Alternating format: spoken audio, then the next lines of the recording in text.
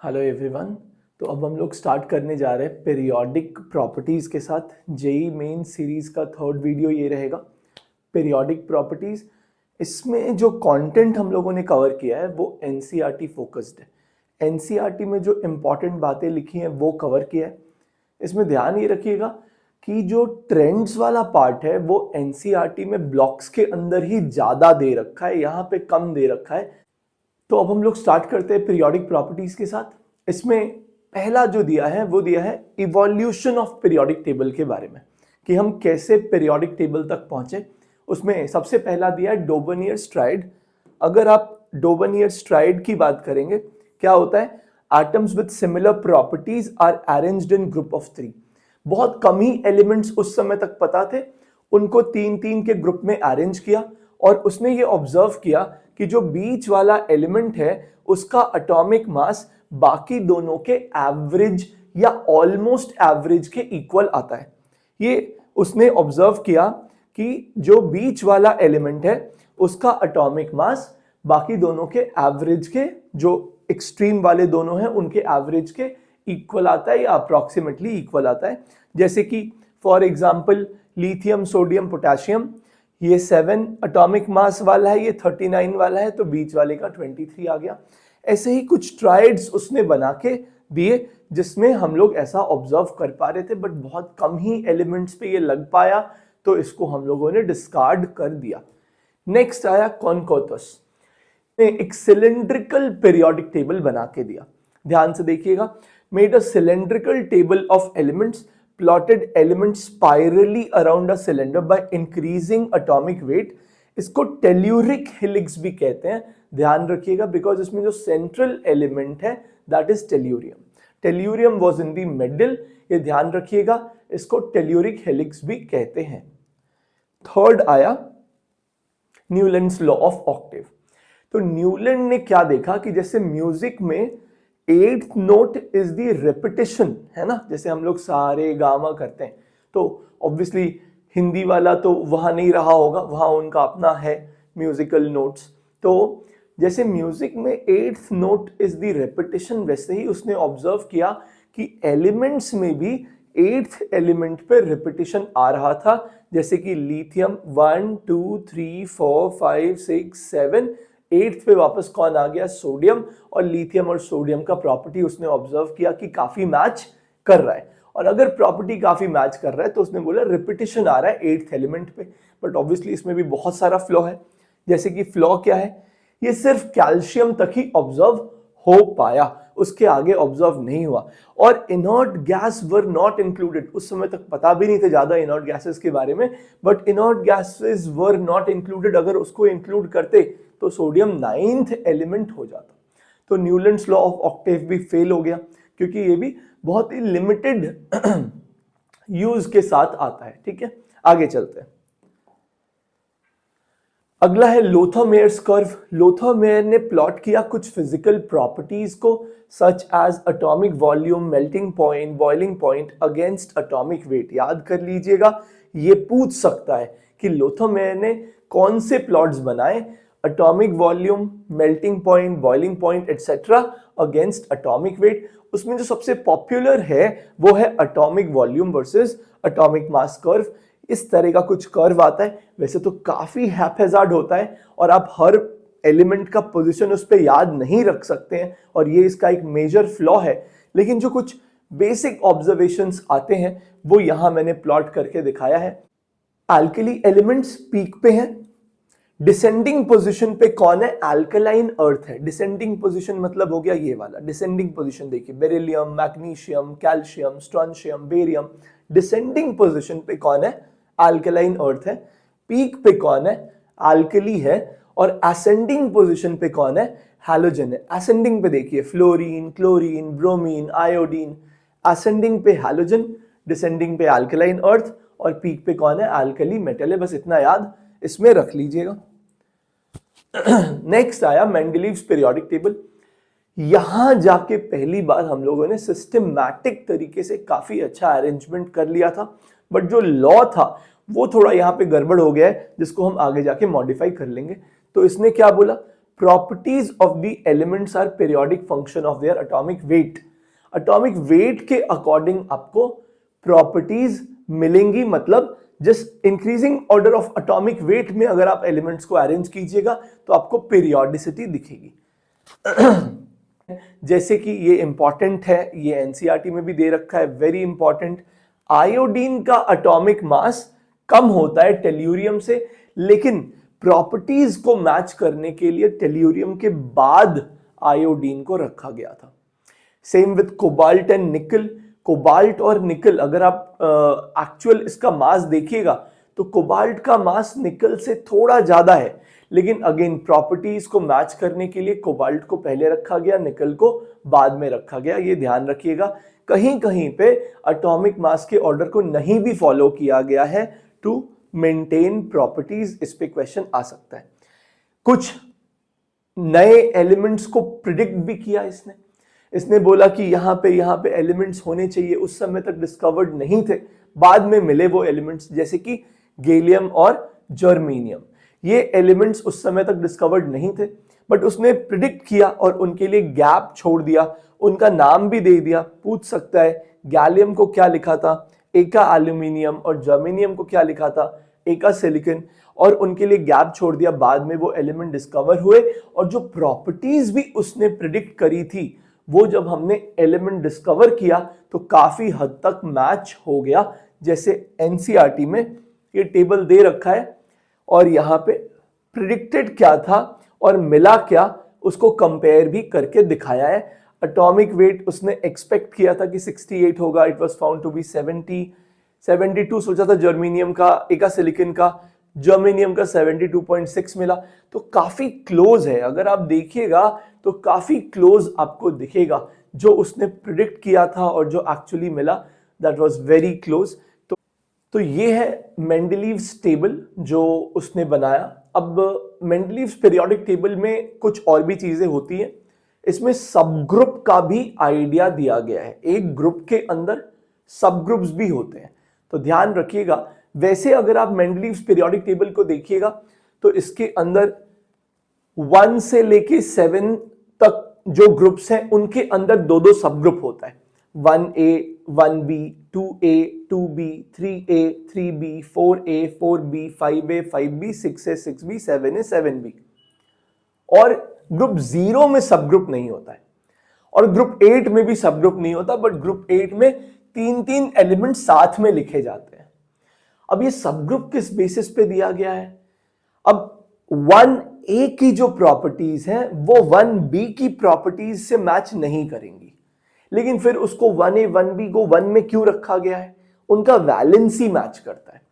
1A का property आपस में मैच करेगा, 1B का प्रॉपर्टी आपस में मैच करेगा। 1A 1B में क्या मैच कर रहा है? वैलेंसी मैच कर रहा है, इसलिए उसको एक ही ग्रुप में रखा गया है। लेकिन क्योंकि प्रॉपर्टी मैच नहीं कर रहा तो सब ग्रुप अलग अलग बना दिए गए हैं, ये ध्यान रखिएगा। हम जो मॉडर्न टेबल देखते हैं उसके अंदर जो हमारा ग्रुप 1 है दैट इज मेंडलीव का 1A, जो हमारा ग्रुप 2 है दैट इज मेंडलीव का 2A, और फिर 13 से स्टार्ट करना है। ग्रुप 13 जो है वो मेंडलीव का 3A है, 14 मेंडलीव का 4A है, 15 मेंडलीव का 5A है, 16 मेंडलीव का 6A है, 17 मेंडलीव का 7A है। हमारा जो मॉडर्न टेबल में ग्रुप 18 है वो मेंडलीव का 0 है। और ग्रुप 3 से जब हम मॉडर्न टेबल में चालू करते हैं तो हमारा सब ग्रुप बी चालू होता है। जो हमारा ग्रुप 3 है वो सब ग्रुप 3B है, ये ध्यान रखिएगा, वो 3B है। और जो हमारा मॉडर्न में ग्रुप 4 है वो 4B है, 5 5B है, 6 6B है, 7 7B है, 8 9 10 ये मिला के ग्रुप 8 है। 11 जो हमारा मॉडर्न टेबल में है वो मेंडलीव का 1B है, और जो हमारा 12 है मॉडर्न टेबल में वो मेंडलीव का 2B है। मैं आपको लिख भी देता हूं, तो ये यहां पे आप देख सकते हैं।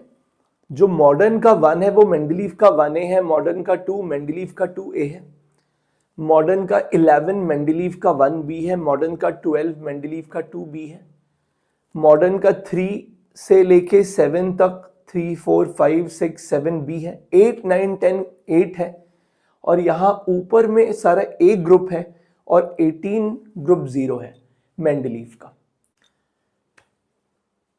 और मेंडलीव में जो हम आज पीरियड कहते हैं उनको सीरीज कहते थे। ग्रुप को मेंडलीव, जो आज आप ग्रुप कहते हैं उसको मेंडलीव में भी ग्रुप कहते थे, लेकिन पीरियड को मेंडलीव में क्या कहते थे? सीरीज कहते थे। मेंडलीव के बाद काफी लोगों को लगने लग गया कि हो गया डेवलप, लेकिन फिर मोज़ले ने एक एक्सपेरिमेंट किया और उस एक्सपेरिमेंट में उसने नोटिस किया कि जो कैरेक्टरिस्टिक एक्सरे स्पेक्ट्रा है एलिमेंट्स का, वो उस एलिमेंट के एटॉमिक नंबर पे डिपेंड करता है, वो उस एलिमेंट के एटॉमिक मास पे डिपेंड नहीं करता। और उसने ये ग्राफ प्लॉट किया root under frequency versus atomic number का, that came out to be a straight line. तो उसको ये समझ आया कि एक्चुअली जो कैरेक्टरिस्टिक्स होता है एक एलिमेंट का, वो उसके एटॉमिक नंबर पे डिपेंडेंट होता है, वो उसके एटॉमिक मास पे डिपेंडेंट नहीं होता। और फिर उसने ये मॉडर्न पीरियोडिक लॉ का आइडिया दिया, the physical and chemical properties of the elements are periodic function of their atomic number. मतलब अभी तक जो हमने मास के बेसिस पे अरेंज करने की कोशिश करी है वो गलत तरीका है, हमको इनफैक्ट नंबर के बेसिस पे अरेंज करना चाहिए। कुछ फैक्ट्स भी दिए हैं एनसीईआरटी के अंदर, उसको भी मैंने लिख दिया है, तो आप एक बार देख लीजिएगा। Neptunium and plutonium like actinium and protactinium are also found in pitchblende and ore of uranium. ये बनते कैसे हैं? These are formed due to secondary nuclear reactions. These are naturally occurring transuranic elements. ये ध्यान रखिएगा। And actinium and protoactinium occur naturally as member of uranium decay series. ये secondary nuclear reaction से बनते हैं और ये decay series के ही products होते हैं, ये ध्यान रखिएगा। इसमें important बात ये भी है कि ये naturally occurring transuranic है, because हम लोग ये पढ़ते हैं कि transuranic को artificially बनाना पड़ता है, बट ये बहुत कम अमाउंट में वहां प्रोड्यूस हो जाता है। देखिए, ठीक है, ये सब कुछ खास नहीं है, सब आपको पता ही है। 7 periods and 18 groups in the modern table. Period जो होता है उसका नंबर बेसिकली किसको करस्पॉन्ड करता है? हाईएस्ट प्रिंसिपल क्वांटम नंबर को। ये याद रखिएगा, इंपॉर्टेंट है। एटॉमिक नंबर 106 सीबॉर्गियम कहते हैं। ये एक साइंटिस्ट के नाम के ऊपर रखा हुआ है जिसने एटॉमिक नंबर 94 से 102 और 106 ये सारा उसी ने डिस्कवर किया। तो उसके नाम पे एक एलिमेंट का नाम रख दिया गया है which is atomic number 106। It is called seaborgium. Nomenclature of elements with atomic number 100। इसमें थोड़ा डाउट आता है। इसमें डाउट ये आता है कि हम लोग तो ये भी देखते हैं कि एलिमेंट्स का, जैसे अभी हमने देखा कि यार 106 का नाम तो सीबॉर्गियम भी है। फिर हम ये भी देखते हैं कि 106 के लिए IUPAC ने एक सिस्टम दे रखा है कि आपको 0 को निल बोलना है, 1 को अन बोलना है, 2 को बाई बोलना है, 3 को ट्राई बोलना है। इस तरह से एक सिस्टम भी दिया हुआ है। तो फिर सही कौन सा है? तो एक्चुअली ये टेम्पररी सिस्टम है, ध्यान रखिएगा। Until a new element's discovery is proved and its name is officially recognized। क्योंकि क्या होता है कि ये एलिमेंट्स रेडियो एक्टिव होते हैं, तो बहुत कम टाइम के लिए ये मिलेंगे और फिर खत्म भी हो जाएगा ये डीके करके।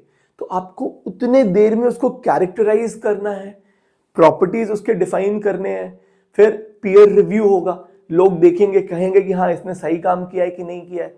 तो जब तक ऑफिशियली रिकॉग्नाइज नहीं होता है तब तक कोई लड़ाई ना छिड़ जाए कि मतलब ये हमने ढूंढा, ये चक्कर ना हो जाए।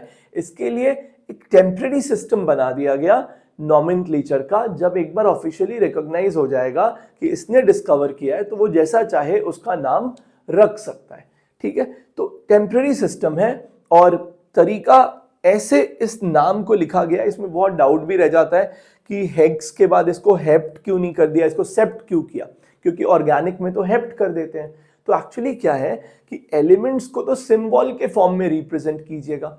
अब मान लीजिए जो एलिमेंट है उसमें हेक्स और आपने 7 को हेप्ट कर दिया होता तो दोनों के लिए फर्स्ट लेटर क्या आ जाता? H आ जाता। अब 2H आ गया वहां पे, तो आप उसके सिंबल में जब H लिखिएगा तो समझेगा कैसे कोई कि वो हेक्स के लिए लिखा है कि हेप्ट के लिए लिखा है। इसीलिए नॉमेनक्लेचर ऐसा करना पड़ा ताकि सब में जो पहला लेटर हो वो डिफरेंट हो। इसीलिए 9 को भी नॉन नहीं किया गया, इसको n करना पड़ा ताकि पहला लेटर डिफरेंट हो, क्योंकि आपको सिंबल के फॉर्म में लिखना है। पहला लेटर ही अगर मैच कर गया तो आप उसको रिप्रेजेंट कैसे कर पाएंगे।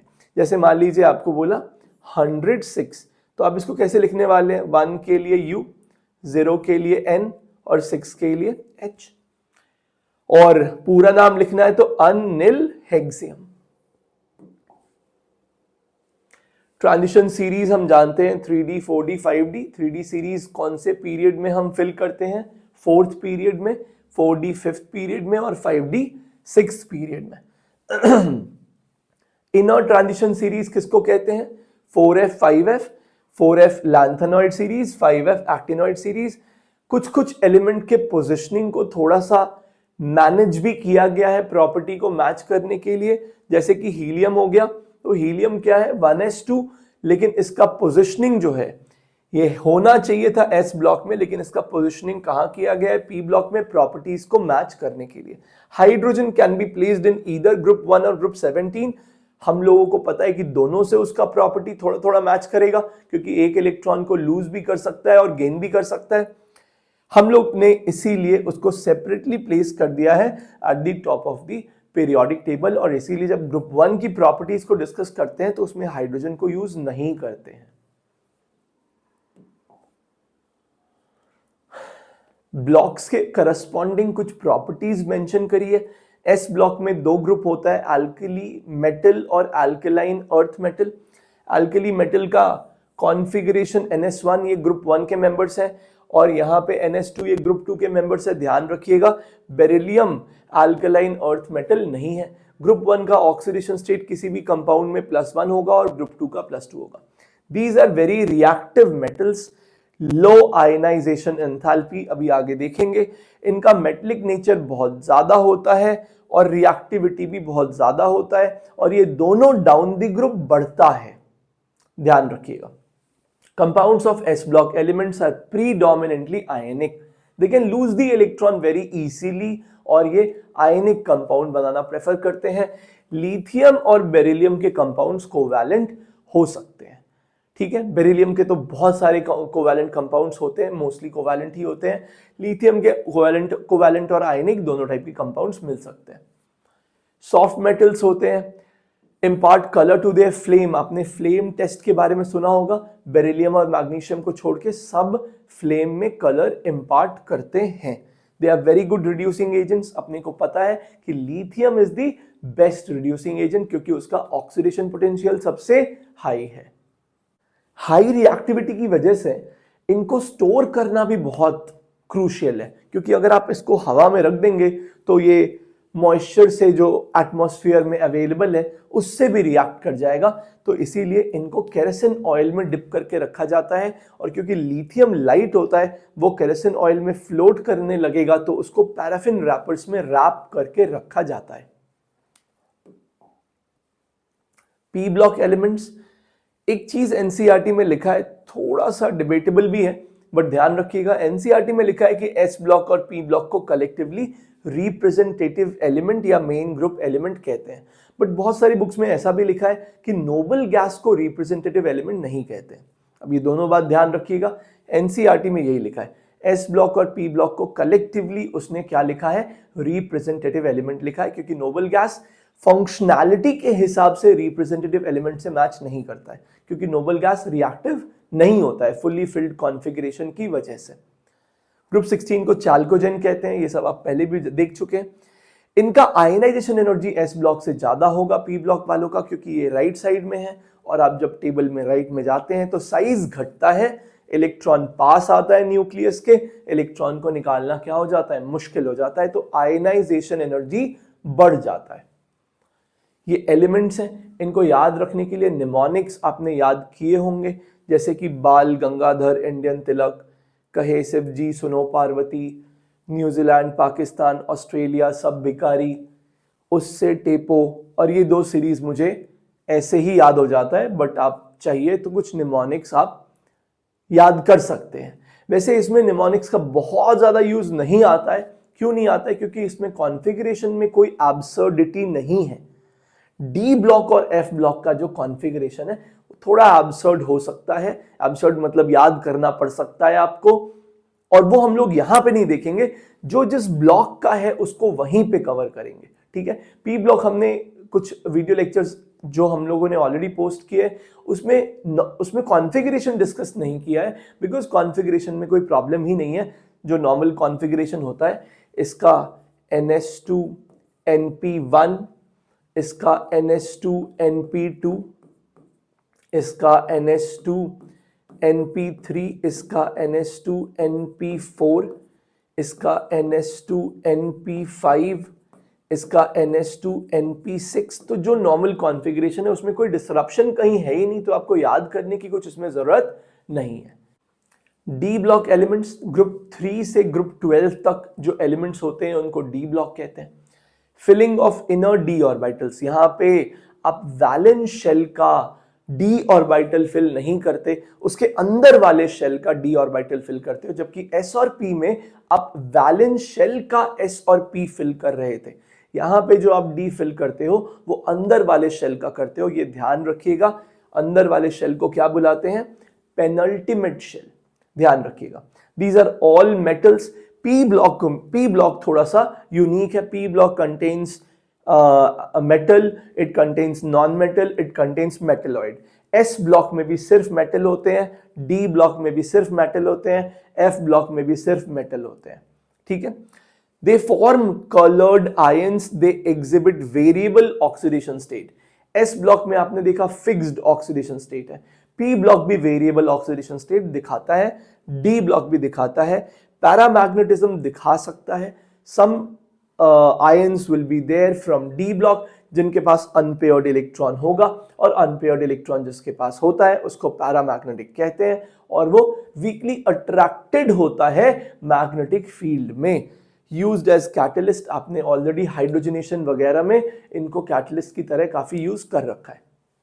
Zinc, cadmium, mercury are D block elements but not considered as transition elements. आपको पता है क्योंकि इनका फुल्ली फिल्ड डी सबशेल होता है, और ट्रांजिशन होने के लिए इधर इन ग्राउंड स्टेट और इन एनी एक्साइटेड स्टेट और इन एनी बॉन्डेड सिनेरियो उसके पास पार्शियली फिल्ड डी होना चाहिए। अगर ऐसा होगा तभी हम उसको क्या बोलेंगे? ट्रांजिशन बोलेंगे। लेकिन इनके पास कभी नहीं होता है, तो इनको हम लोग क्या बोलते हैं? डी ब्लॉक तो है लेकिन ट्रांजिशन नहीं है। Strong tendency to form complex ion. Complex ion का मतलब कोऑर्डिनेशन कंपाउंड बनाने का टेंडेंसी इनका काफी हाई होता है।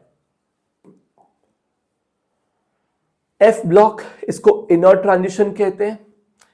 ये कहां से कहां लाई करता है? तो lanthanoids from 58 to 71, 58 is cerium, 71 is lutetium.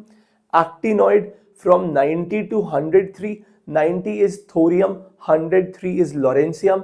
ये सब जो 28 एलिमेंट्स हैं, 14 यहां 14 यहां, दीज आर एक्चुअली हमारा एफ ब्लॉक। इसका बेस्ट पार्ट क्या है? पूरा एफ ब्लॉक एक ही ग्रुप में लाई करता है, which is group 3।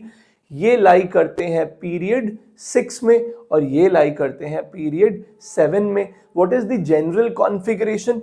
n-2 f, 1 से 14 कुछ भी हो सकता है, n-1 d, 0 से 1 कुछ भी हो सकता है, ns2, that is the general configuration.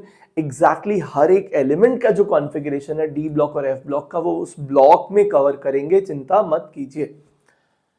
ध्यान रखिएगा, जैसे आप डी ब्लॉक के एलिमेंट्स को फिल करते वक्त जो डी सबशेल फिल कर रहे थे वो था पेनल्टीमेट शेल में, मतलब वैलेंस के अंदर वाला।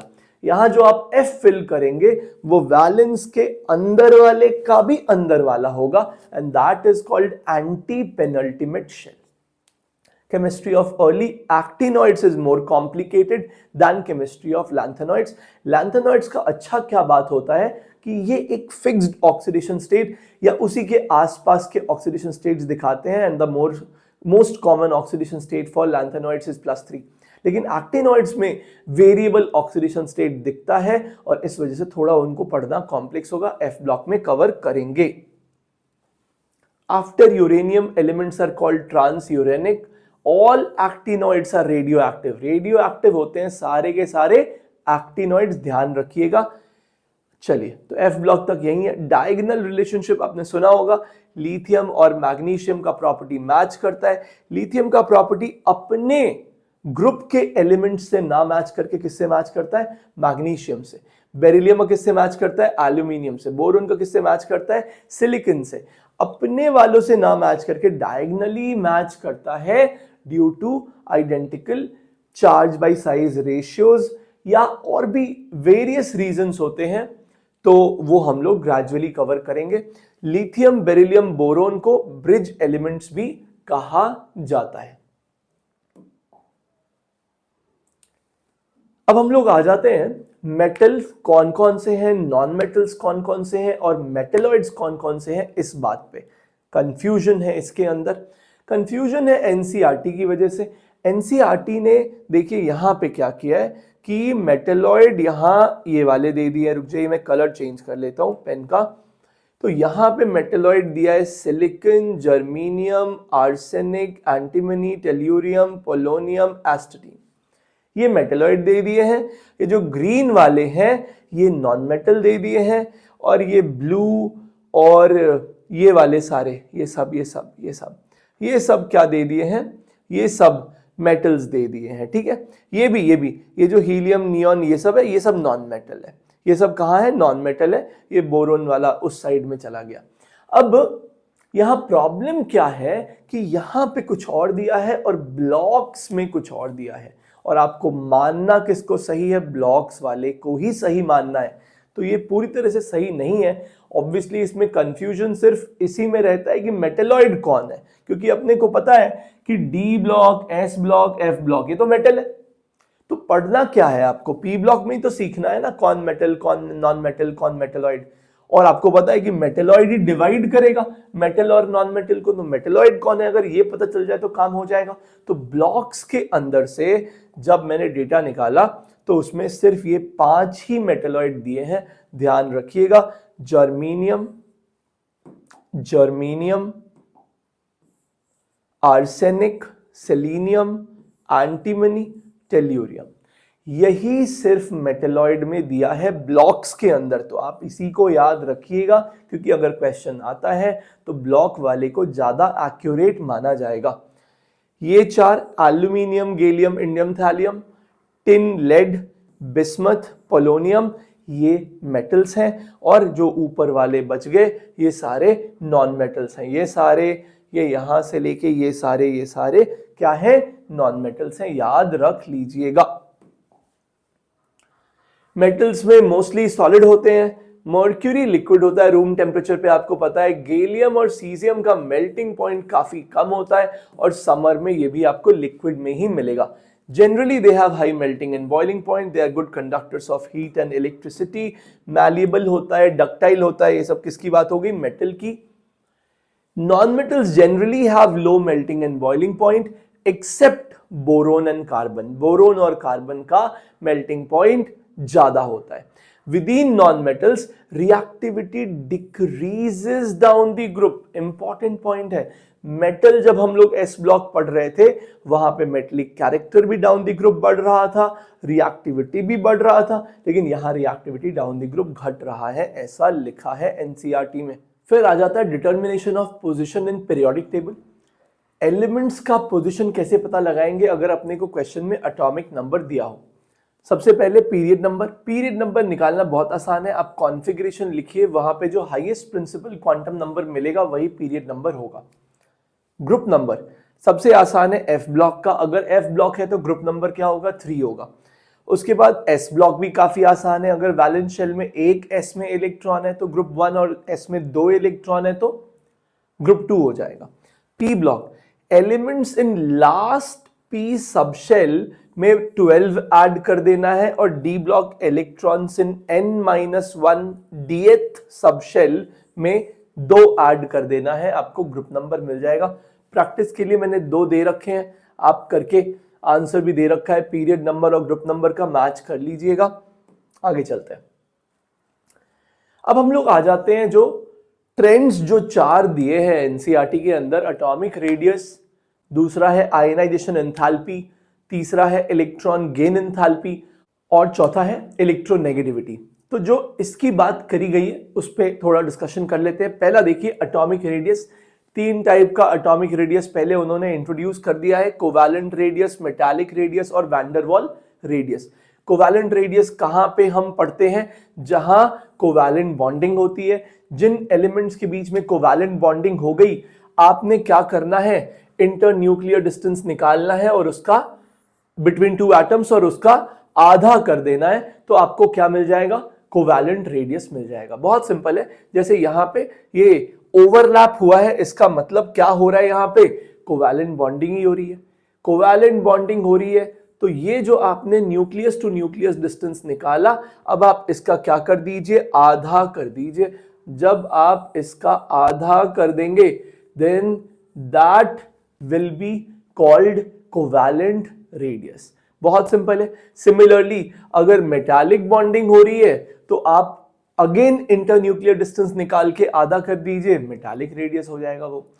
वैन डर वाल रेडियस जो है, इसको आप कहां पे डिस्कस कर सकते हैं? तो जो एटम्स आपस में नॉन बॉन्डेड हैं उनके बीच में आप वैन डर वाल रेडियस निकाल सकते हैं। अगर कहीं पे बॉन्डिंग हुई ही नहीं है तो वहां पे तो सिर्फ आप वैन डर वाल रेडियस ही निकाल सकते हैं। लेकिन अगर कहीं बॉन्डिंग हो रखी है फिर भी जो एटम्स आपस में नॉन बॉन्डेड है उनके बीच में आप अभी भी वैन डर वाल रेडियस निकाल सकते हैं। जैसे कि यहां पे देखिए, ये जो एटम्स हैं, ये वाले एटम नंबर 1 और एटम नंबर 2, ये एटम्स बॉन्डेड हैं। यहां पे आपने देखा कोवैलेंट बॉन्ड बन गया, आपने न्यूक्लियस टू न्यूक्लियस डिस्टेंस निकाला, उसको आधा कर दिया, आपको क्या मिल गया? कोवैलेंट रेडियस मिल गया। लेकिन ये एटम नंबर 3 जो है वो एटम नंबर 2 से बॉन्डेड नहीं है, तो एटम 2 और एटम 3 के बीच में आप वैन डर वाल रेडियस भी कैलकुलेट कर सकते हैं। तो यहां से यहां तक का आप क्या निकाल लीजिए? इंटरन्यूक्लियर डिस्टेंस, उसको आधा कर दीजिए। जब आप उसको आधा कीजिएगा तो आपको क्या मिल जाएगा? वैन डर वाल रेडियस मिल जाएगा। तो जो नॉन बॉन्डेड एटम्स होते हैं उनके इंटरन्यूक्लियर डिस्टेंस को आधा करने पे क्या मिल जाता है? वैन डर वाल रेडियस मिल जाता है। ध्यान से देख लीजिएगा, बहुत सिंपल है। मेटालिक बॉन्डिंग में मेटालिक रेडियस, कोवैलेंट बॉन्डिंग में कोवैलेंट रेडियस, और जो नॉन बॉन्डेड एटम्स हैं उनके लिए वैन डर वाल रेडियस। यहां पे कुछ एटॉमिक रेडियस का जो वैल्यू एनसीईआरटी में दिया है, मैंने वो टेबल्स यहां पे लिख दिए हैं, इंपॉर्टेंट है। आप खुद भी सोचिए कि अगर वो एनसीईआरटी से ही पेपर बना रहे हैं तो वो टेबल सबसे ज्यादा विजिबल होता है उनको, तो सबसे प्रोमिनेंट जो क्वेश्चंस बन सकते हैं वो टेबल से ही बन सकते हैं, और ये इंटरेस्टिंग भी है। एक बार ध्यान से देखिए, ये यहां पे आपके पीरियड 2 के एलिमेंट्स का कोवैलेंट रेडियस दे दिया है और यहां पे पीरियड 3 के रेडियस का आपको वैल्यूज दे रखा है।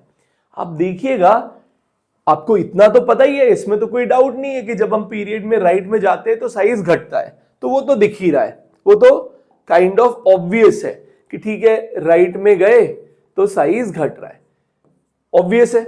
यहां भी राइट में गए तो साइज घट रहा है, ये तो ऑब्वियस है। तो ये तो सवाल नहीं हो सकता, ये तो बहुत कॉमन है। अब आपको खुद सोचना है कि इसमें सवाल क्या बन सकता है। तो आपको यहां दिख रहा है कि डायगोनली वैल्यूज बढ़ ही रही है, हमेशा हमेशा डायगोनली वैल्यूज बढ़ रही है। जैसे आपसे पूछा Mg और लिथियम को कंपेयर करो, Mg ज्यादा। एल्यूमिनियम बेरिलियम को कंपेयर करो, एल्यूमिनियम ज्यादा। सिलिकॉन बोरोन को कंपेयर करो, सिलिकॉन ज्यादा। फॉस्फोरस कार्बन को कंपेयर करो, फॉस्फोरस ज्यादा। सल्फर नाइट्रोजन को कंपेयर करो, सल्फर ज्यादा। क्लोरीन ऑक्सीजन को कंपेयर करो, क्लोरीन ज्यादा। डायगोनली वैल्यूज बढ़ रही है, ये एक इंपॉर्टेंट सवाल हो सकता है। और दूसरा इंपॉर्टेंट सवाल ये हो सकता है कि क्लोरीन, जो कि हमारा ऐसा लगता है सुनने में कि यार थर्ड पीरियड नीचे चले गए फलाना ढिमकाना, ये क्लोरीन से बड़े हैं साइज में कौन? लिथियम। ऐसा सुन के लगता है कुछ होगा छोटा सा, ऐसा नहीं है। क्लोरीन से साइज में कौन बड़ा है? लिथियम। इवन बेरिलियम भी क्लोरीन से साइज में बड़ा है। ये मैंने दोनों को मिला के एक ऑर्डर लिख दिया है। सोडियम मैग्नीशियम के बाद लिथियम ही आता है। इस पूरे में साइज में ध्यान रखिएगा इसमें नोबल गैस इंक्लूडेड नहीं है, क्योंकि नोबल गैस के लिए तो आप van der Waals radius use करते हैं, ये कोवैलेंट रेडियस गिवन है या कहीं कहीं पे मेटालिक रेडियस गिवन हो सकता है। तो इस तरह से ध्यान रखिएगा ऑर्डर क्या है, sodium, magnesium, lithium, then aluminium, then silicon, beryllium, phosphorus, sulphur, chlorine, boron, carbon, nitrogen, oxygen, fluorine. In fact याद रखना मुश्किल नहीं है, देखिए ये तो पूरा एक ब्लॉक है, ये एक पूरा ब्लॉक है, ये एक ब्लॉक है, ये एक ब्लॉक है। यहां पे डिसरप्शन जो है ना, आपको खाली ये याद रखना है कि लिथियम और बेरिलियम कहां है। आपको ये याद रखना है कि लिथियम और बेरिलियम कहां है, सोडियम मैग्नीशियम के बाद एल्यूमिनियम सिलिकॉन के पहले लिथियम है और एल्यूमिनियम सिलिकॉन के बाद बेरिलियम है, उसके बाद सारे थर्ड पीरियड वाले, फिर सारे सेकंड पीरियड वाले। यहां पे ये बात तो ऑब्वियस है कि डाउन द ग्रुप जाएंगे तो साइज बढ़ेगा, देखिए बढ़ रहा है, डाउन द ग्रुप जाएंगे तो साइज बढ़ेगा। बट ऑब्वियस क्या नहीं है वो सोचिए, ऑब्वियस ये नहीं है कि लिथियम जो ऐसा लगता है सोच के कि यार ये तो सेकंड पीरियड का पहला एलिमेंट है, और एस्टर्टीन, एस्टर्टीन आपको लगता है कि यार एस्टर्टीन तो सिक्स्थ पीरियड में है, लेकिन even astatine is smaller than lithium, even astatine is smaller, और ये एनसीईआरटी का ही टेबल है, तो सिर्फ उसी पे फोकस कर रहे हैं हम लोग। We are not going to do all the trends. वो ब्लॉक्स में यहां पे जो टेबल यहां दिए हैं उसमें से क्या इंपॉर्टेंट सवाल बन सकता है ध्यान से, तो even astatine is bigger than lithium, sorry smaller than lithium, ठीक है। So the order is caesium, rubidium, potassium, sodium, lithium, पूरा ग्रुप 1 और फिर पूरा ग्रुप 17। ध्यान रखिएगा एस्टर्टीन से भी बड़ा होता है लिथियम। फैक्टर्स पे आ जाते हैं, फैक्टर्स अफेक्टिंग एटॉमिक रेडियस। तो शील्डिंग इफेक्ट यहां पे हम लोग देख लेते हैं। शील्डिंग इफेक्ट अगेन एनसीईआरटी में बहुत कम डिस्कस किया है, ध्यान रखिएगा इसमें स्लेटर्स रूल वगैरह कुछ भी एनसीईआरटी में गिवन नहीं है। तो शील्डिंग इफेक्ट क्या होता है, शील्डिंग इफेक्ट का मतलब होता है जो अंदर के इलेक्ट्रॉन्स हैं वो बाहर के इलेक्ट्रॉन पे जो रिपल्शन लगाते हैं और उसकी वजह से वो बाहर के इलेक्ट्रॉन पे लगने वाला नेट अट्रैक्शन कम हो जाता है। इस पूरे फिनोमेना को हम लोग शील्डिंग कहते हैं। समझते हैं, जैसे आपके पास ये न्यूक्लियस है, ये पहला शेल है, ये दूसरा शेल है, ये दूसरे शेल में एक इलेक्ट्रॉन है। अगर ये पहले शेल में कुछ भी नहीं होता तो इस इलेक्ट्रॉन पे सिर्फ न्यूक्लियस का क्या लगता, अट्रैक्शन। इस अट्रैक्शन को हम लोग आप मान लीजिए, क्योंकि ये एग्जैक्टली फोर्स तो नहीं है बट ये फोर्स ऑफ अट्रैक्शन किसकी वजह से लगा है, तो ये लगा है न्यूक्लियस में प्रेजेंट प्रोटॉन्स की वजह से, और उसके नंबर को एटॉमिक नंबर से रिप्रेजेंट करते हैं। तो काइंड ऑफ ऐसा मान लीजिए कि ये अट्रैक्शन को रिप्रेजेंट कर रहा है, जो कौन लगा रहा है, न्यूक्लियस लगा रहा है। लेकिन क्योंकि अंदर के शेल में क्या है, इलेक्ट्रॉन है, तो ये इलेक्ट्रॉन बाहर वाले इलेक्ट्रॉन को क्या कर रहा है, रिपेल कर रहा है। और जब ये अंदर वाला इलेक्ट्रॉन बाहर वाले इलेक्ट्रॉन को रिपेल करता है तो एक बाहर की तरफ फोर्स लग रहा है, जिसको हम लोग क्या कह रहे हैं, शील्डिंग कह रहे हैं। और इसको हम लोग रिप्रेजेंट करते हैं सिग्मा से। तो अंदर की तरफ लगने वाला अट्रैक्शन माइनस बाहर की तरफ लगने वाला repulsion will give you the net attraction which will be experienced by that electron। तो ये Z किसको रिप्रेजेंट कर रहा है, अट्रैक्शन को, सिग्मा किसको रिप्रेजेंट कर रहा है, रिपल्शन को, और उसको माइनस कर दीजिए तो आपको क्या मिलेगा, नेट अट्रैक्शन। तो ध्यान रखिएगा व्हाट इज शील्डिंग, अंदर के इलेक्ट्रॉन्स का जो रिपल्शन लगता है बाहर के इलेक्ट्रॉन्स पे, जिसकी वजह से उस पे लगने वाला नेट अट्रैक्शन कम हो जाता है, दैट इज शील्डिंग। इसमें ये जो सिग्मा आता है यहां पे, इसको हम लोग स्क्रीनिंग कांस्टेंट या शील्डिंग कांस्टेंट कहते हैं। और इसमें जो ये Z है, ये बेसिकली क्या है, ये है एटॉमिक नंबर, और ये रिप्रेजेंट किसको करता है, नंबर ऑफ प्रोटॉन्स को, जो न्यूक्लियस में प्रेजेंट है और जो वो बाहर वाले इलेक्ट्रॉन पे अट्रैक्शन लगा रहे थे। बट इवेंचुअली जब आप देखिएगा तो आपको ये समझ आएगा कि यहां पे सबसे काम का चीज ये जेफ है। जेफ वो अट्रैक्शन है जो एक्चुअली बाहर वाले इलेक्ट्रॉन को मिल रहा है after reducing the repulsion due to the inner electrons. तो प्रॉपर्टी सिर्फ Z पे डिपेंड नहीं करेगी कि न्यूक्लियस में कितने प्रोटॉन्स हैं, कितना अट्रैक्शन वो लगा रहा है, उस पे नहीं। प्रॉपर्टी डिपेंड करेगी जेफ पे कि इवेंचुअली फाइनली कितना अट्रैक्शन वो बाहर वाले इलेक्ट्रॉन्स को मिल रहा है। जैसे अगर मैं यहां पे देखूं तो फैक्टर्स अफेक्टिंग एटॉमिक रेडियस में आप खुद सोचिए, अगर जेफ बढ़ेगा तो एटॉमिक रेडियस का क्या होना चाहिए, घटना चाहिए। क्योंकि आप सोचिए जेफ क्या है, जेफ है वो अट्रैक्शन जो बाहर वाले इलेक्ट्रॉन पे लग रहा है। तो अगर अट्रैक्शन बाहर वाले इलेक्ट्रॉन पे ज्यादा लग रहा है तो क्या वो इलेक्ट्रॉन पास आएगा, और जब वो इलेक्ट्रॉन पास आएगा तो एटॉमिक रेडियस घट जाएगा। तो ये एक फैक्टर हो गया। और नंबर ऑफ शेल जब बढ़ेगा, अब आप खुद सोचिए न्यूक्लियस है, एक शेल है तो छोटा रेडियस होगा, दो शेल होगा तो डेफिनेटली बड़ा रेडियस होगा। तो नंबर ऑफ शेल के बढ़ने से एटॉमिक रेडियस बढ़ता है और जेफ के बढ़ने से एटॉमिक रेडियस घटता है। जेफ क्या होता है, वो होता है नेट अट्रैक्शन जो एक बाहर का इलेक्ट्रॉन एक्सपीरियंस कर रहा है due to the protons in the nucleus. Ionic radius, ionic radius में अब हमारे पास एनायन है, एटम है, न्यूट्रल एटम और कैटायन है, और उसके रेडियस को कंपेयर करना है। तो ध्यान रखिएगा एनायंस का रेडियस ज्यादा होता है न्यूट्रल एटम से और कैटायंस का रेडियस कम होता है न्यूट्रल एटम से। ऐसा क्यों होता है, क्योंकि अगर मैं इनमें इलेक्ट्रॉन काउंट की बात करूं तो अगर इसमें इलेक्ट्रॉन x था तो इसमें x+1 होगा, इसमें x-1 होगा। तो इलेक्ट्रॉन इस तरह से बढ़ रहा है। इलेक्ट्रॉन्स ही क्या लगाते हैं, शील्डिंग लगाते हैं, स्क्रीनिंग लगाते हैं।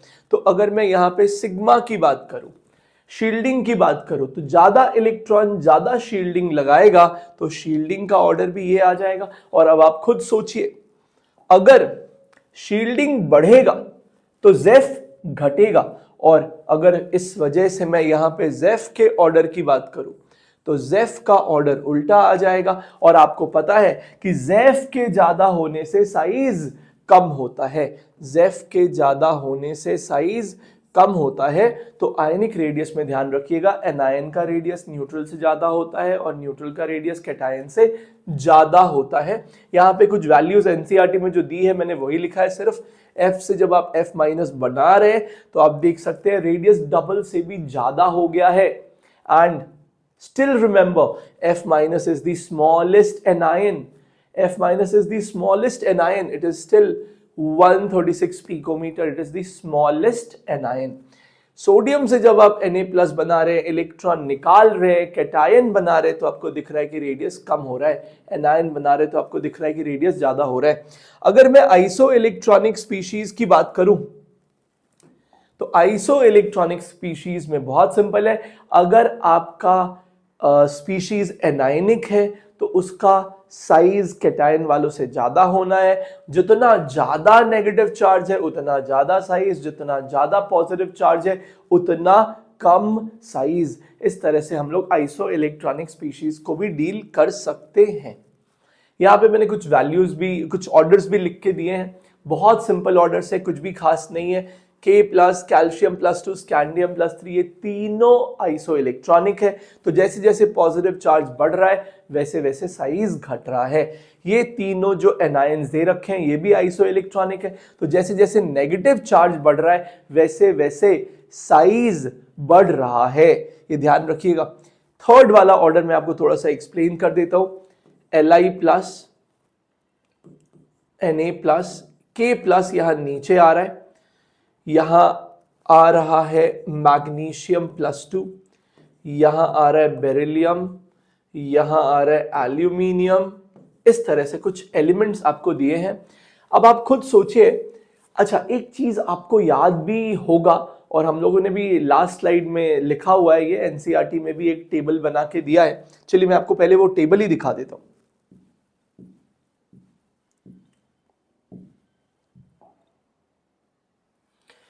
ये जो टेबल है ये एनसीईआरटी में दिया हुआ है, ध्यान से देखिएगा। लिथियम का रेडियस 152 है लेकिन Li+ का 76 है, एकदम आधा हो जाता है। सोडियम का 186 है, Na+ का 102 है। बेरिलियम का 111 है बट बेरिलियम+2 का तो सिर्फ 31 है। मैग्नीशियम का 160 है, Mg+2 का 72 है। बोरोन का +3 में आयनिक फॉर्म में एग्जिस्टेंस मुश्किल है उसका रेडियस बुक में नहीं दिया है। एल्यूमिनियम का भी यहां पे नहीं दिया है, बट मैंने ब्लॉक से निकाल के रख दिया है वैल्यू। एल्यूमिनियम का 143 है, एल्यूमिनियम +3 का 53.5 है। यहां आप देख सकते हैं कि लिथियम मैग्नीशियम में कौन ज्यादा है, लिथियम मैग्नीशियम में मैग्नीशियम ज्यादा है, लेकिन Li+ और Mg+2 में Li+ ज्यादा है, Li+ ज्यादा है, ध्यान से। सिमिलरली नहीं, अलग है ये, ध्यान से। तो यहां पे देख सकते हैं बेरिलियम और एल्यूमिनियम में एल्यूमिनियम ज्यादा है, और बेरिलियम +2 और एल्यूमिनियम +3 में भी कौन ज्यादा है, एल्यूमिनियम +3 ही ज्यादा है। ये कुछ वैल्यूज जो दी हैं उन पे क्वेश्चंस बेस कर सकते हैं, तो ध्यान रखिएगा। ये टेबल्स बहुत ही ज्यादा इंपॉर्टेंट हैं, इन पे क्वेश्चन फ्रेम होता है, इंपॉर्टेंट है, ध्यान से।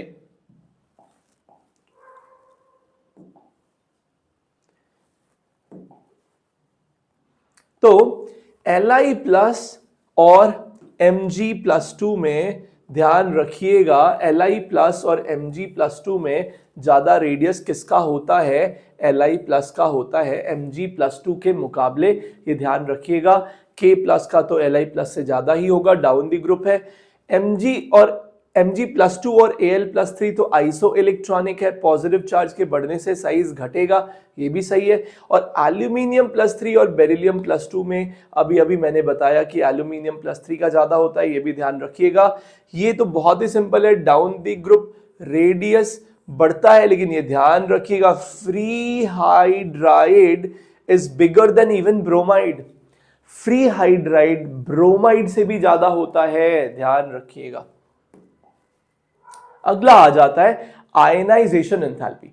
हम लोग इसका मतलब समझते हैं, इसमें कुछ भी खास नहीं है। एक आइसोलेटेड गैसियस एटम में से एक इलेक्ट्रॉन को निकालने में जो एनर्जी लगे, that is called ionization enthalpy. ध्यान रखिएगा, गैसियस एटम होना चाहिए, उसमें से इलेक्ट्रॉन को निकालना है। पहली बार निकालोगे तो फर्स्ट आयनाइजेशन एंथैल्पी बोलेंगे, दूसरी बार निकालोगे तो सेकंड आयनाइजेशन एंथैल्पी बोलेंगे। और हमें पता है कि सक्सेसिव आयनाइजेशन एंथैल्पी की वैल्यू बढ़ती जाएगी। सेकंड वाली की वैल्यू फर्स्ट वाले से ज्यादा होगी, थर्ड वाले की वैल्यू सेकंड वाले से भी ज्यादा होगी। इस तरह से आयनाइजेशन एंथैल्पी की वैल्यू बढ़ती जाती है। यहां पे कलेक्टिवली काफी सारे एलिमेंट्स का आयनाइजेशन एंथैल्पी साथ में लिख के दिया है, तो ध्यान रखिएगा। यहां से कंपेयर करके कुछ सवाल बनाए डेफिनेटली जा सकते हैं। यहां पे आपको दिख रहा है कि नोबल गैसेस का बहुत हाई है। नोबल गैसेस का जो आयनाइजेशन एंथैल्पी है ये बहुत हाई है। आपको ये भी दिख रहा है अल्कली मेटल्स का बहुत कम है। कलेक्टिवली देखिए, कलेक्टिवली। और इंटरेस्टिंग कौन है, हाइड्रोजन। हाइड्रोजन काफी ऊपर है आयनाइजेशन एंथैल्पी में। इन सब से, ये सेकंड पीरियड वाले, इन सब से ऊपर दिख रहा है हाइड्रोजन। तो थोड़ा ध्यान से इसको देख लीजिएगा, और इससे भी कुछ क्वेश्चंस बनाए जा सकते हैं। जैसे हाइड्रोजन दे दिया और पोटेशियम से क्रिप्टन के बीच का कुछ भी दे दिया, सबका कम है। हाइड्रोजन दे दिया, सोडियम से आर्गन को छोड़ दीजिए, उसके नीचे सब सोडियम से क्लोरीन तक सबका हाइड्रोजन से कम है। इस तरह के कंपैरेटिव क्वेश्चंस इससे बनाए जा सकते हैं। कौन कौन से फैक्टर पे डिपेंड करता है आयनाइजेशन एंथैल्पी? डेफिनेटली शील्डिंग पे डिपेंड करता है। शील्डिंग क्या होता है बताइए? अभी बताया था, जेफ की बात कर रखी है अभी हमने। तो अपने को पता है कि जेफ जो है ये अट्रैक्शन है वो बाहरी इलेक्ट्रॉन पे। तो अगर अट्रैक्शन ज्यादा है तो उस इलेक्ट्रॉन को वहां से निकालना क्या होगा, मुश्किल होगा। तो आयनाइजेशन एंथैल्पी की वैल्यू भी जेफ के बढ़ने से बढ़ेगी। सिमिलरली अगर साइज बढ़ेगा तो इलेक्ट्रॉन न्यूक्लियस से दूर जाएगा, उस पे अट्रैक्शन कम हो जाएगा और उसका आयनाइजेशन एंथैल्पी भी कम हो जाएगा। इसमें कोई दिक्कत नहीं है। लेकिन ध्यान रखिएगा, यहां पे दो और फैक्टर्स आपको याद रखना है। ये मेनली तो लगेगा आपको सेकेंड और थर्ड पीरियड में ही, लेकिन सवाल भी ज्यादा बनने का प्रोबेबिलिटी वहीं से है। थर्ड और fourth factor are applicable only for adjacent elements. x और x+1 एटॉमिक नंबर वालों के लिए ही लगाना है। क्या है? Half filled and fully filled configurations are stable, और हाफ फिल्ड कॉन्फ़िगरेशन या फुल्ली फिल्ड कॉन्फ़िगरेशन से इलेक्ट्रॉन निकालना क्या होगा? मुश्किल होगा, क्योंकि कॉन्फ़िगरेशन स्टेबल है। तो P3 वालों का P4 वालों से ज्यादा होगा, D5 वालों का D6 वालों से ज्यादा होगा। यहां देखिए, यहां नाइट्रोजन से ऑक्सीजन का कम है, नाइट्रोजन का ज्यादा दिख रहा है आपको आयनाइजेशन एंथैल्पी। नाइट्रोजन का ज्यादा क्यों है? क्योंकि वो हाफ फिल्ड है, हाफ फिल्ड है। इसका कॉन्फ़िगरेशन क्या है? 2s2 2p3। ऑक्सीजन का क्या है? 2s2 2p4। Half filled configuration stable होता है, उससे इलेक्ट्रॉन को निकालना मुश्किल होगा, इसीलिए नाइट्रोजन का आयनाइजेशन एंथैल्पी ज्यादा आ रहा है। Beryllium boron, point number 4, S जो है, एस सब शेल न्यूक्लियस के पास होता है, पी वाला दूर होता है। एस अगर पास है तो उस पर लगने वाला अट्रैक्शन ज्यादा है, पी दूर है तो उस पर लगने वाला अट्रैक्शन कम है। और अगर एस पे लगने वाला अट्रैक्शन ज्यादा है तो एस के अंदर से इलेक्ट्रॉन को निकालना मुश्किल होगा। तो बेरिलियम का कॉन्फ़िगरेशन क्या लिखते हैं? 1s2 2s2। इलेक्ट्रॉन कहां से निकालना है? 2s से। और बोरोन को क्या लिखते हैं? 1s2 2s2 2p1। इलेक्ट्रॉन कहां से निकालना है? 2p से। तो इलेक्ट्रॉन निकालना कहां से मुश्किल होगा? बताइए बताइए, कहां से मुश्किल होगा इलेक्ट्रॉन निकालना? 2s2 से, क्योंकि s में से इलेक्ट्रॉन को निकालना मुश्किल होता है। इसीलिए यहां भी आपको दिख रहा है कि बेरिलियम से बोरोन में आयनाइजेशन एंथैल्पी कम हो गया है। ठीक है। Shielding is effective when the orbitals in the inner shell are completely filled, ऐसा स्टेटमेंट एनसीईआरटी में दिया हुआ है, ध्यान रख लीजिएगा।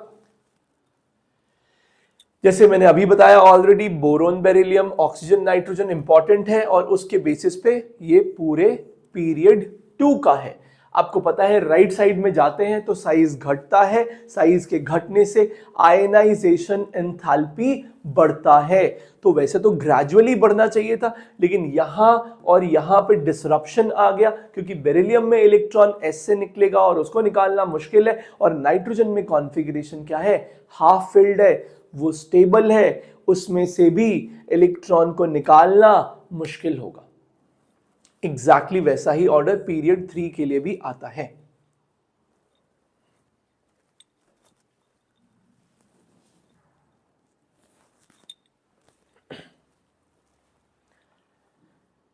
इसमें अगले टाइप का सवाल आ जाता है, compare second and third ionization energy. कैसे करेंगे? बहुत आसान है।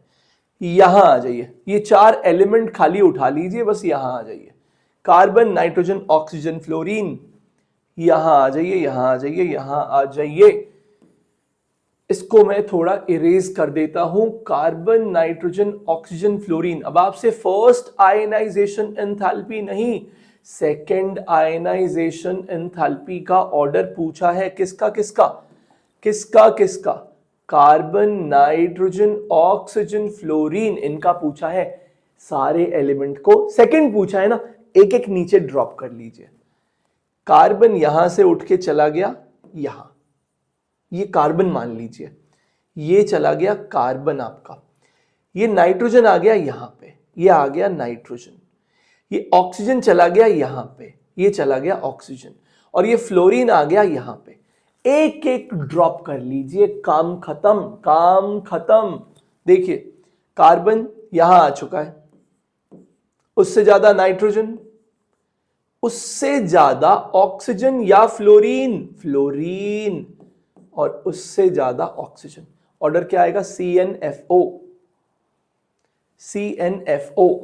अगर आपको थर्ड आयनाइजेशन एंथैल्पी का ऑर्डर पूछा है, अगर थर्ड का पूछा है, तो दो दो नीचे लेके आ जाइए, दो दो नीचे लेके आ जाइए भाई। जैसे कार्बन अगर 2 नीचे आएगा तो कार्बन यहां पहुंच गया, नाइट्रोजन अगर 2 नीचे आएगा तो यहां पहुंच गया, ऑक्सीजन अगर 2 नीचे आएगा तो यहां पहुंच गया, फ्लोरीन अगर 2 नीचे आएगा तो यहां पहुंच गया। देख लीजिए, कार्बन ज्यादा कि नाइट्रोजन ज्यादा? कार्बन ज्यादा। Nitrogen then carbon then this is not nitrogen, यहाँ पे ये नाइट्रोजन थोड़ी ना है, ये तो ऑक्सीजन है, ऑक्सीजन देन फ्लोरीन। क्लियर है? So the order comes out to be NCOF। NCOF बहुत आसान है। अगर आपसे सेकंड का ऑर्डर पूछता है तो एक एक नीचे ले आइए, अगर थर्ड का पूछता है तो दो दो नीचे ले आइए, बहुत आसान है। और इसमें जो एक दूसरे टाइप का क्वेश्चन बनता है that is ionization potential values are this this this, कौन सा एलिमेंट है? तो देखिए कि सिग्निफिकेंट जंप कहां पे आया है। इसमें देखिए सबसे सिग्निफिकेंट जंप कहां पे आया है, वहां पे एक लाइन खींच लीजिए, उसके पहले जितनी वैल्यूज हैं उतने होंगे वैलेंस इलेक्ट्रॉन्स। तो नंबर ऑफ वैलेंस इलेक्ट्रॉन्स कितने आ गए? एक आ गया। अब एक तो इसमें भी है, इसमें भी है, तो ये थोड़ा सा ट्रिक क्वेश्चन है। 4 आयनाइजेशन पोटेंशियल वैल्यूज दे रखे हैं आपको, तो लिथियम के पास तो इलेक्ट्रॉन ही 3 होता है, आंसर क्या हो जाएगा? Sodium. Correct order of ionization energy for these elements neon Na+, इनका कॉन्फ़िगरेशन दोनों का कॉन्फ़िगरेशन फुल्ली फिल्ड है, लेकिन इसके न्यूक्लियस में 10 प्रोटॉन्स हैं, जबकि इसके न्यूक्लियस में 11 प्रोटॉन्स हैं, तो ज्यादा अट्रैक्ट करेगा ना, तो Na+ का ज्यादा हो जाएगा नियॉन से। O+ और नाइट्रोजन, इनका भी कॉन्फ़िगरेशन एक ही जैसा होगा, लेकिन इसके न्यूक्लियस में 8 प्रोटॉन्स हैं, तो आयनाइज करना मुश्किल होगा। नाइट्रोजन का ऑक्सीजन एटम के फॉर्म में जब है तो उससे तो नाइट्रोजन का ज्यादा होगा, because nitrogen is half filled, oxygen is not. चलिए नेक्स्ट आ जाता है इलेक्ट्रॉन गेन एंथैल्पी। तो जैसे आयनाइजेशन एंथैल्पी में you were removing electron, electron gain enthalpy में you will be adding electron. Generally जब आप पहला इलेक्ट्रॉन ऐड करते हैं तो एनर्जी रिलीज होता है and the process is exothermic, but it can be endothermic also in some cases. ऐसा भी हो सकता है कि जब आप इलेक्ट्रॉन ऐड करने गए तो आपको एनर्जी देनी पड़ी इलेक्ट्रॉन को ऐड करने के लिए, ऐसा भी हो सकता है। बट जनरली कैसा होता है, पहली बार जब आप इलेक्ट्रॉन ऐड करते हो तो एनर्जी रिलीज होता है और प्रोसेस कैसा होता है? एक्सोथर्मिक होता है। पर ध्यान रखेंगे, अगर एक बार आप इलेक्ट्रॉन ऐड कर चुके हो और आप दूसरी बार इलेक्ट्रॉन ऐड करने गए हो तो दूसरी बार तो एनर्जी देनी ही पड़ेगी इलेक्ट्रॉन ऐड करने में। So second electron gain enthalpy is always positive. First electron gain enthalpy can be negative और पॉजिटिव। ठीक है, यहां पे कुछ एलिमेंट्स का इलेक्ट्रॉन गेन एंथैल्पी गिवन है, आप देख सकते हैं पूरे ग्रुप 1 का नेगेटिव है। सोच के लगता है कि यार ग्रुप 1 वाले इलेक्ट्रॉन लेंगे, एस में जा रहा है उनके इलेक्ट्रॉन। ठीक है, तो ये सब ध्यान रखेंगे, पूरे ग्रुप 1 वालों में जब आप इलेक्ट्रॉन ऐड कर रहे हो तो एनर्जी रिलीज ही हो रही है, एक्सोथर्मिक है प्रोसेस। इंपॉर्टेंट बात। दूसरा, सबसे ज्यादा गेन एंथैल्पी डेफिनेटली ग्रुप 17 के एलिमेंट्स का होता है, उसमें भी मैक्सिमम किसका है? क्लोरीन का है। Group 17 elements have very high negative electron gain enthalpy और पूरे पीरियोडिक टेबल में क्लोरीन का मैक्सिमम होता है इलेक्ट्रॉन गेन एंथैल्पी, मतलब एनर्जी सबसे ज्यादा रिलीज होता है जब आप क्लोरीन में इलेक्ट्रॉन ऐड करते हैं। Electron affinity, electron gain enthalpy, ये basically ease of electron addition को रिप्रेजेंट करते हैं कि कहां पे कितनी आसानी से इलेक्ट्रॉन ऐड हो सकता है। तो ध्यान से देखिएगा। अच्छा, दूसरी इंपॉर्टेंट बात, ग्रुप 16 में, ऐसे ये पी ब्लॉक में हमने डिस्कस कर रखा है बट यहां भी दे रखा है तो ध्यान से देख लीजिएगा। ग्रुप 16 में ऑर्डर क्या आता है? सल्फर का ज्यादा होता है, सल्फर का। यहां पे ध्यान रखिएगा, we are talking about magnitude of electron gain enthalpy, तो सल्फर का ज्यादा, उसके बाद सेलेनियम का, फिर टेल्यूरियम का, फिर पोलोनियम का, ऑक्सीजन का गेन एंथैल्पी पूरे ग्रुप 16 में सबसे कम होता है। एंड इंटरेस्टिंगली पूरे ग्रुप 16 से पूरे ग्रुप 17 का गेन एंथैल्पी ज्यादा होता है। कोई भी एलिमेंट ले लो, यहां कोई भी एलिमेंट ले लो, ज्यादा ही आएगा। इसका जो मिनिमम है which is astatine, even astatine is having more negative electron gain enthalpy than sulfur. Even astatine is having more electron gain enthalpy than sulphur. तो ध्यान रखेंगे ग्रुप 0 या ग्रुप 18 में सबका इलेक्ट्रॉन गेन एंथैल्पी पॉजिटिव होता है, मतलब ये इलेक्ट्रॉन ऐड नहीं करना चाहते हैं। ऐसा क्यों है? Because they have got field configuration, they have got stable configuration. Electron क्यों ऐड करेगा? वो उसका मन नहीं है ऐड करने का इलेक्ट्रॉन को। कुछ ऑर्डर्स एनसीईआरटी में दिए हैं। फास्फोरस का कम है, हाफ फिल्ड कॉन्फ़िगरेशन है, सल्फर का उससे ज्यादा है, फ्लोरीन का उससे ज्यादा है, क्लोरीन का तो सबसे ज्यादा है। ये है ऑर्डर किसका? Magnitude of electron gain enthalpy का। ये गेन एंथैल्पी और एफिनिटी का जो रिलेशन है आ सकता है, पता नहीं क्यों आता नहीं है बट आ सकता है। ये बहुत ही कंफ्यूजिंग है। अपने को ऐसा लगता है कि बस gain enthalpy is negative of affinity. गलत है। इलेक्ट्रॉन एफिनिटी का मतलब होता है electron gain enthalpy at 0 kelvin का negative. Electron gain enthalpy general term है, वो आप किसी भी टेम्परेचर पे फाइंड आउट कर सकते हैं, बट आपको एक सर्टेन टेम्परेचर पे पहले उसको फाइंड आउट करना पड़ेगा। फिर आपको थियोरेटिकली, क्योंकि 0 केल्विन पे तो गेन एंथैल्पी हम प्रैक्टिकली नहीं निकाल सकते हैं, तो आपको किसी सर्टेन टेम्परेचर पे पहले गेन एंथैल्पी फाइंड आउट करना पड़ेगा। फिर आपको किरशॉफ लगाना पड़ेगा और किरशॉफ लगा के 0 केल्विन पे गेन एंथैल्पी का वैल्यू निकालना पड़ेगा। और जब 0 केल्विन पे आप गेन एंथैल्पी का वैल्यू निकाल लेंगे तो उसका नेगेटिव करना पड़ेगा, तो मिलेगा एफिनिटी। और वो सब करके ये रिलेशन आता है। थर्मोडायनेमिक्स के एनसीईआरटी में भी दिया है, पीरियोडिक के भी एनसीईआरटी में दिया है। हम लोग थर्मोडायनेमिक्स में वापस से डिस्कस भी करेंगे। किरशॉफ लगा के आता है ये। आप एक सर्टेन टेम्परेचर पे गेन एंथैल्पी फाइंड आउट करते हैं and then you find out gain enthalpy at 0 Kelvin by the help of Kirchhoff's equation। और जो गेन एंथैल्पी 0 केल्विन पे आता है उसमें नेगेटिव लगाते हैं तो क्या मिलता है? इलेक्ट्रॉन एफिनिटी मिलता है। सीधा नहीं होता कि गेन एंथैल्पी निकाला नेगेटिव लगा दिया तो एफिनिटी आ जाएगा। अगर वैसा होता तो बस ये रिलेशन होता, ये -5/2 RT नहीं आता यहाँ पे, बस इतना होता कि gain enthalpy is minus of electron affinity. लेकिन ये एक्स्ट्रा -5/2 RT भी आ रहा है, ये किरशॉफ से आ रहा है। ठीक है, फैक्टर्स ऑब्वियसली अगर जेफ बढ़ेगा तो इलेक्ट्रॉन एफिनिटी बढ़ेगा। आप खुद भी सोच के देखिए, जेफ है अट्रैक्शन, इलेक्ट्रॉन को ऐड करना है। अगर अट्रैक्शन ज्यादा लगेगा तो क्या इलेक्ट्रॉन आसानी से ऐड होगा? तो क्या एफिनिटी बढ़ गया इलेक्ट्रॉन के लिए? यस।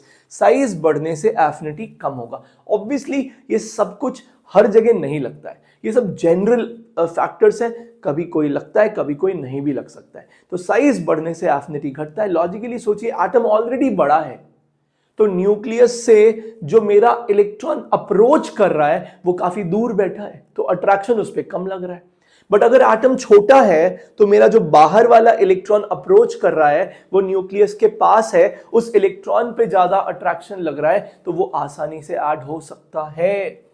स्टेबल कॉन्फ़िगरेशन वालों का इलेक्ट्रॉन एफिनिटी बहुत कम होता है, मतलब एफिनिटी होता ही नहीं है ऐसा बोलिए। बहुत जगह पे लिखा रहता है कि इनका एफिनिटी 0 होता है, मतलब एफिनिटी होता ही नहीं है इनका। और इनका गेन एंथैल्पी पॉजिटिव होता है, मतलब आप इलेक्ट्रॉन ऐड करने जाएंगे तो खुद से तो ऐड होगा ही नहीं, आपको एनर्जी देना पड़ेगा इलेक्ट्रॉन को ऐड करने के लिए। ऐसे एलिमेंट्स कौन है? Beryllium, magnesium, nitrogen, noble gas. ये वो एलिमेंट्स हैं जिनमें इलेक्ट्रॉन ऐड करने में आप ही को एनर्जी देना पड़ेगा, because they don't have affinity. और ऐसा क्यों है? स्टेबल कॉन्फ़िगरेशन, इसका S फिल है, इसका हाफ फिल्ड है, ये फुल्ली फिल्ड है, तो ये ऐड नहीं करना चाहते हैं। डाउट ये आ जाता है कि व्हाई नॉट फॉस्फोरस, यहां फॉस्फोरस क्यों नहीं लिखा है? बिकॉज फॉस्फोरस थर्ड पीरियड है। तो फॉस्फोरस क्या करता है? अपने हाफ फील्ड में ना लेके इलेक्ट्रॉन को 3D में एक्सेप्ट कर लेता है, और फॉस्फोरस का गेन एंथैल्पी नेगेटिव होता है। ध्यान रखिएगा, फॉस्फोरस का गेन एंथैल्पी नेगेटिव होता है, नाइट्रोजन का पॉजिटिव होता है। एक और फैक्टर, S1 अगर कॉन्फ़िगरेशन है तो मतलब एक जगह S में खाली है, अगर इलेक्ट्रॉन S में जाएगा तो उस पर लगेगा ज्यादा अट्रैक्शन, उसको होगा फायदा। सिमिलरली अगर बात करें P1 की, तो P में जगह बहुत सारा खाली है, बट P न्यूक्लियस से दूर है, उस पर अगर इलेक्ट्रॉन गया तो उस पर लगेगा कम अट्रैक्शन, इसीलिए S1 वालों का एफिनिटी या गेन एंथैल्पी का मैग्नीट्यूड ज्यादा होता है P1 वालों से। ये 2-3 याद रख सकते हैं। Electronegativity, what is electronegativity? It is the tendency to attract shared pair of electron, shared pair of electron को अट्रैक्ट करने का एबिलिटी। ठीक है, अब इसमें 2-3 स्केल्स के नाम दे रखे हैं, बस कुछ भी डिस्कस नहीं किया है, ना ये डिस्कस किया है कि पॉलिंग स्केल में वैल्यूज कैसे आई हैं, और ऑलरेड-रॉशो या मिलिकिन बिल्कुल भी डिस्कस नहीं किया है, बस नाम दिया हुआ है उनका। तो सिर्फ उतना जितना एनसीईआरटी में दिया है वही मैंने डिस्कस किया है। यहाँ पे पॉलिंग स्केल में assigned arbitrarily a value of 4 to fluorine और उसके रिस्पेक्ट में बाकियों का निकाला, बॉन्ड एनर्जी को यूज करके निकालते हैं, हम लोगों ने वो सब भी देख रखा है। लेकिन यहाँ पे सिर्फ काम की बात देखिए। अब यहाँ पे थोड़ा सा कंफ्यूजन है। कंफ्यूजन ये है कि एनसीईआरटी ने कुछ एलिमेंट्स की इलेक्ट्रोनेगेटिविटी की पॉलिंग स्केल की वैल्यूज यहां दे रखी है, लेकिन वो वैल्यूज में से कुछ वैल्यूज जो उन्होंने पी ब्लॉक में दी है उससे मैच नहीं करता है। इस बात का भी ध्यान रखेंगे। जैसे यहां पे तो बहुत ही आसान कर दिया है मामले को, यहां पे आप देखिएगा तो बहुत आसान कर दिया है। हाइड्रोजन का 2.1 होता है, लिथियम का 1 होता है, सोडियम का 0.9 होता है, पोटेशियम रुबिडियम का 0.8, सीजियम का 0.7। और सबसे आसान बात कि जब आप पीरियड में राइट में जाते हैं तो 0.5 से, सेकेंड पीरियड में जब आप राइट में जाते हैं तो 0.5 से इलेक्ट्रोनेगेटिविटी बढ़ता है। 1 से 1.5, 1.5 से 2, 2 से 2.5, 2.5 से 3, 3.5, 4। सिमिलरली जब आप थर्ड पीरियड में राइट में जाते हैं तो वैल्यू 0.3 से बढ़ता है 1.2, 1.5, 1.8, 2.1। लेकिन इसके बाद ध्यान रखिएगा कार्बन सल्फर का ऑलमोस्ट इक्वल दिया है, नाइट्रोजन क्लोरीन का ऑलमोस्ट इक्वल दिया है। लेकिन ध्यान रखिएगा ये वैल्यू पी ब्लॉक वाली वैल्यू से मैच नहीं करती है। वहां 3.2 दिया है क्लोरीन का, ब्रोमीन का वहां पे आप देखिएगा तो 3 दिया है, तो ये वैल्यूज थोड़ी डिफरेंट है। नाइट्रोजन का भी वहां देखिएगा तो 3.16 दिया है, बट यहां जो दिया है मैंने वो लिख दिया है। ब्लॉक वाली वैल्यूज को ज्यादा प्रोमिनेंस देंगे। कौन से फैक्टर पे डिपेंड करता है? डेफिनेटली जेफ पे डिपेंड करता है। जेफ बढ़ेगा तो इलेक्ट्रॉन पे अट्रैक्शन ज्यादा लगेगा और इलेक्ट्रोनेगेटिविटी बढ़ जाएगा। साइज अगर बढ़ेगा, सोचिए एक छोटा आटम है एक बड़ा आटम है, किसका टेंडेंसी ज्यादा होगा ये शेयर्ड पेयर को खींचने का? छोटे वाले का। क्यों? क्योंकि उसका न्यूक्लियस इस शेयर्ड पेयर ऑफ इलेक्ट्रॉन के पास है, इसलिए इसका टेंडेंसी ज्यादा है इलेक्ट्रॉन को अट्रैक्ट करने का। इसका छोटे वाले का साइज ज्यादा, इलेक्ट्रोनेगेटिविटी कम। पॉजिटिव चार्ज जब बढ़ेगा तो डेफिनेटली इलेक्ट्रोनेगेटिविटी भी बढ़ेगा क्योंकि अट्रैक्शन इलेक्ट्रॉन के लिए बढ़ जाएगा। हाइब्रिडाइजेशन के बारे में भी आप जानते हैं कि अगर मेरा sp हाइब्रिडाइजेशन हुआ तो मेरा परसेंटेज s क्या हो जाएगा? 50। अगर हाइब्रिडाइजेशन sp2 हुआ तो परसेंटेज s क्या हो जाएगा? 33। अगर मेरा हाइब्रिडाइजेशन sp3 हुआ तो परसेंटेज s क्या हो जाएगा? 25। और हम ये जानते हैं कि जैसे जैसे परसेंटेज s बढ़ता है वैसे वैसे इलेक्ट्रोनेगेटिविटी बढ़ता है, तो इलेक्ट्रोनेगेटिविटी का ये ऑर्डर आ जाएगा। कुछ छोटी मोटी बातें और भी, ऑक्सीडेशन स्टेट और वैलेंसी को एक ही जैसा बताया है बुक के अंदर। ये रेडियस के कंपैरिजंस मैंने ऑलरेडी कर दिए हैं, तो इसको भी मैं यहां से अब इरेज कर दे रहा हूं। अब बच जाता है नेचर ऑफ ऑक्साइड, बहुत थोड़ा सा डिस्कस किया है। अगर आप ध्यान से देखिएगा तो बहुत थोड़ा सा डिस्कस किया है। मैंने पी ब्लॉक वाली वीडियो में बोला था कि मैं नेचर ऑफ ऑक्साइड का स्लाइड वहां पे ऐड कर दूंगा, मैं वहां करना भूल गया था, तो मैंने यहां पे नेचर ऑफ ऑक्साइड वाला चीज कवर कर लिया है। लेकिन ध्यान रखेंगे ये मेनली दिया कहां हुआ है? पी ब्लॉक में दिया हुआ है, पीरियोडिक में थोड़ा सा ही दिया है। अपने को पता है 4 टाइप के ऑक्साइड्स होते हैं, एम्फोटेरिक, एसिडिक, बेसिक और न्यूट्रल। सबसे आसान है याद करना किसको? न्यूट्रल को, तो पहले उसको निपटा दीजिए। न्यूट्रल ऑक्साइड CO, NO और N2O, बस 3 ही एग्जाम्पल दिया है, 3 ही याद रखना है। पानी को अवॉइड करना है, बहुत जगह पे वाटर भी लिखा हुआ है बट उसको अवॉइड करना है। न्यूट्रल के बाद सबसे इंपॉर्टेंट होता है याद करना एम्फोटेरिक को। एम्फोटेरिक वो है जो एसिड और बेस दोनों से रिएक्ट करेगा। याद कर लीजिए, जिंक का कोई भी ऑक्साइड, बेरिलियम का कोई भी ऑक्साइड, एल्यूमिनियम का कोई भी ऑक्साइड, गैलियम का कोई भी ऑक्साइड, टिन का कोई भी ऑक्साइड, क्रोमियम का +3 वाला ऑक्साइड, वैनेडियम का +5 वाला ऑक्साइड, टिन का +3 वाला ऑक्साइड, आर्सेनिक का एंटीमनी का +3 वाला ऑक्साइड, आर्सेनिक का +3 वाला ऑक्साइड, लेड का कोई भी ऑक्साइड, ये सारे एम्फोटेरिक होते हैं। इसके अलावा अगर कोई भी मेटल ऑक्साइड में मेटल का ऑक्सीडेशन स्टेट +4 है एक्सेप्ट VO2 जो कि बेसिक है, अगर कोई भी मेटल ऑक्साइड में मेटल का ऑक्सीडेशन स्टेट +4 है तो नेचर एम्फोटेरिक होगा। अब यहां पे डाउट आ जाता है कि क्रोमियम के लिए तो +3 लिखा है, नहीं +3 तो है ही, +4 भी है, +4 भी है। क्या वैनेडियम के लिए भी +4 है? नहीं, एक वैनेडियम आपको याद रखना है कि वैनेडियम का +4 क्या होता है, बेसिक होता है। बाकी कोई भी मेटल वैनेडियम के +4 को छोड़ के, अगर मेटल के ऑक्साइड में मेटल का ऑक्सीडेशन स्टेट +4 है, जो ऑक्साइड है वो कैसा होगा, वो ऑक्साइड एम्फोटेरिक होगा। और वैनेडियम जो है वो खाली +5 में एम्फोटेरिक होता है, ये आप ध्यान रख लीजिएगा। अगर इतना याद हो गया तो बाकी काम बन जाएगा। बेसिक ऑक्साइड याद करना इजी है। मेटलिक ऑक्साइड्स जिनमें ऑक्साइड में मेटल का ऑक्सीडेशन स्टेट +1 +2 +3 होता है वो होते हैं बेसिक। +4 में एक ही है जो बेसिक होता है एंड दैट इज वैनेडियम का ऑक्साइड। और ध्यान रखिएगा इसमें ये 3 में भी अगर कोई ऐसा एलिमेंट है जिसका ऑक्साइड एम्फोटेरिक हो सकता है तो फिर वो एम्फोटेरिक को आपको निकाल के बेसिक डिसाइड करना है। पहले चेक कर लेना है एम्फोटेरिक है कि नहीं है। अगर एम्फोटेरिक नहीं हुआ तो देखना है कि मेटल का ऑक्साइड है कि नहीं है। अगर मेटल का ऑक्साइड हुआ तो देखना है कि ऑक्सीडेशन स्टेट 1 2 3 है कि नहीं है। अगर 1 2 3 हुआ तो बेसिक बोलना है ऑक्साइड को। एसिडिक मेटल का ऑक्साइड अगर है, एम्फोटेरिक नहीं है और ऑक्सीडेशन स्टेट 5 6 7 है तो एसिडिक होगा। नॉन मेटल का ऑक्साइड एक्सेप्ट जो न्यूट्रल वाले हैं वो एसिडिक होते हैं। मेटेलॉइड के ऑक्साइड जो एम्फोटेरिक छोड़ के जो भी बच गए वो सब भी क्या होते हैं, एसिडिक होते हैं। तो इसके साथ मैंने ब्रॉडली आपके जो पॉइंट्स हैं पीरियोडिक टेबल में जो एनसीईआरटी में गिवन है वो कंप्लीट कर दिया है। चलिए ऑल द बेस्ट, पढ़ते रहिए। नेक्स्ट वीडियो जो हम लोग अपलोड करेंगे that will be on coordination compounds. Okay, bye.